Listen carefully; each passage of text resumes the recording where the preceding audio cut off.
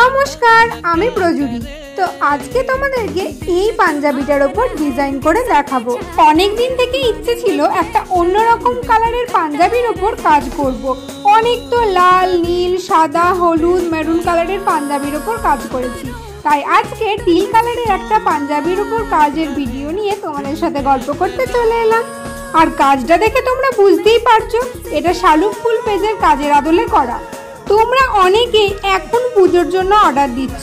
তোমরাই বলো আমি কবে কাজটা করে তোমাদেরকে দেব। তাই অনেকগুলো অর্ডারই আমাকে ক্যান্সেল করতে হয়েছে।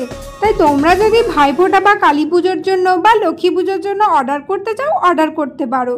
তো এবার ফাইনাল লুকটা একবার দেখে নাও। কেমন লাগছে অবশ্যই কিন্তু কমেন্ট করে জানিও।